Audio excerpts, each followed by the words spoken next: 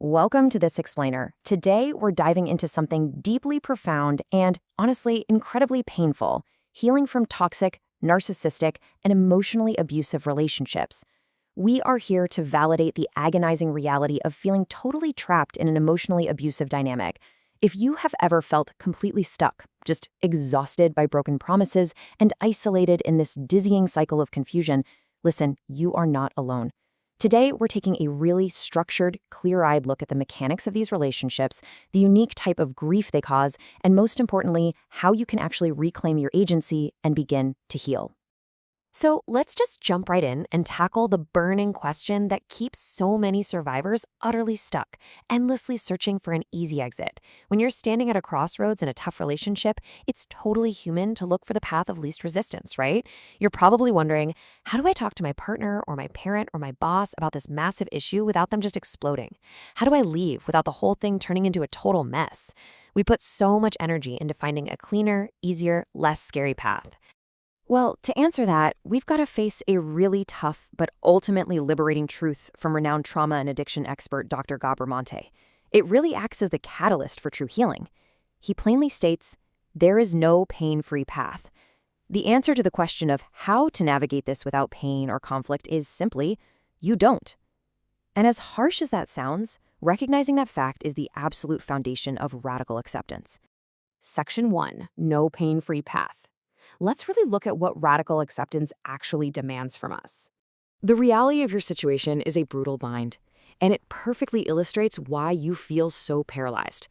Both staying and leaving carry severe emotional costs. Think about it. Choosing to leave means you might immediately face intense post-separation abuse.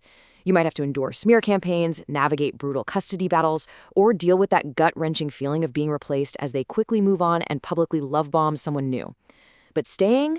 Well, staying just guarantees the exact same arguments, the exact same gaslighting, invalidation, and emotional abuse. It's literally an impossible choice. So the goal here isn't avoiding pain, because the pain is happening either way. The goal is choosing growth. It's about making a choice that actually aligns with your values, rather than constantly abandoning yourself just to keep the peace. Section 2, the illusion of change.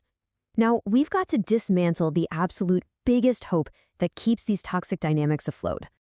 That hope is the deeply held belief that this person will eventually change.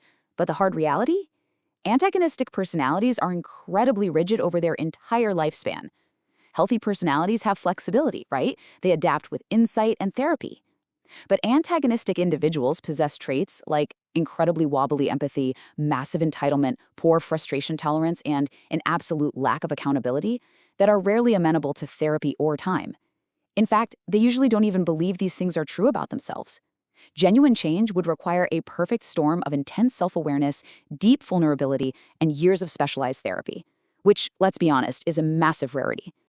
So, to shift your focus from abstract psychology back to your own personal agency, you really need to ask yourself, what exactly do you want to see change?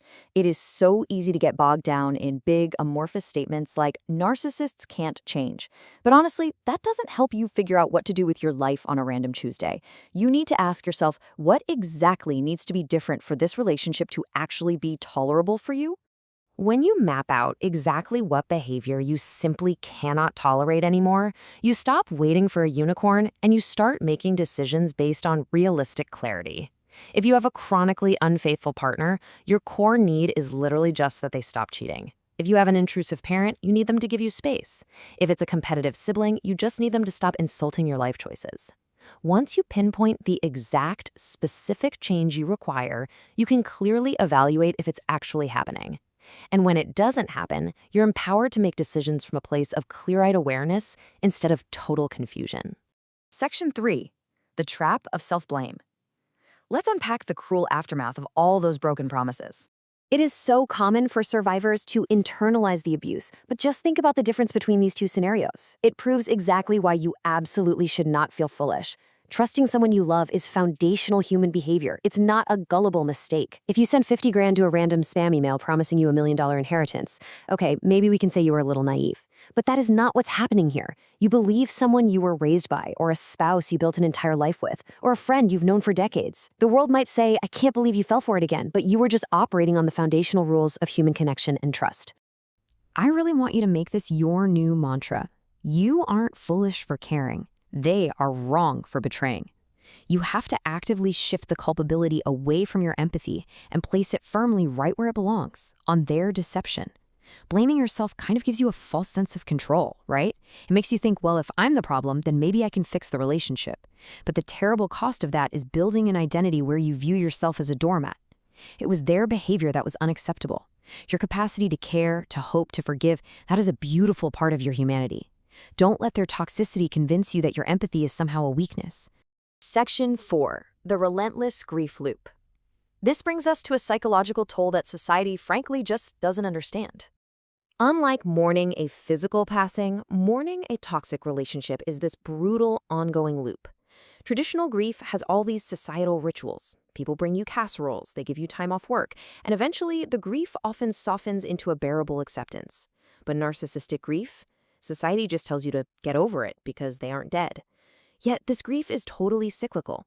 Because the relationship never actually gets healthy, every single new interaction is a fresh trauma that reactivates the exact same wound over and over again.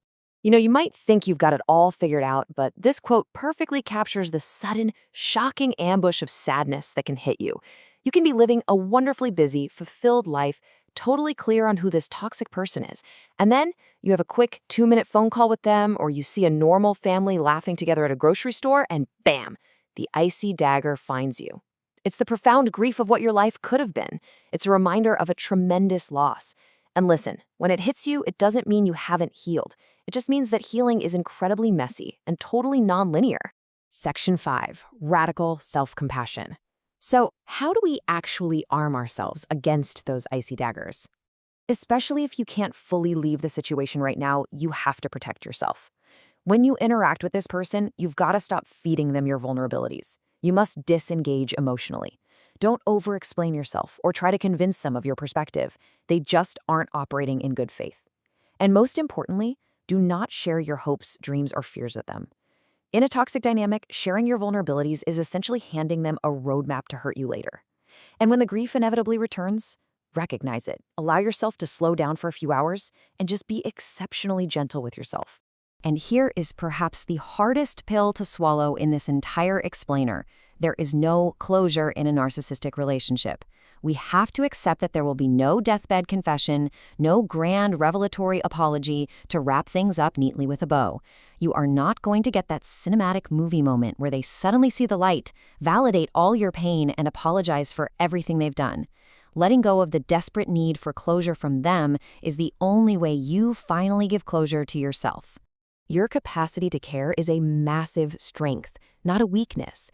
True healing begins the exact moment you stop internalizing their toxic behavior as your personal failure. So as we finish up our analysis today, I leave you with this final thought. Will you continue punishing yourself for simply believing in someone? Or will you finally take all that empathy you've been pouring into a bottomless well and start pouring it into yourself?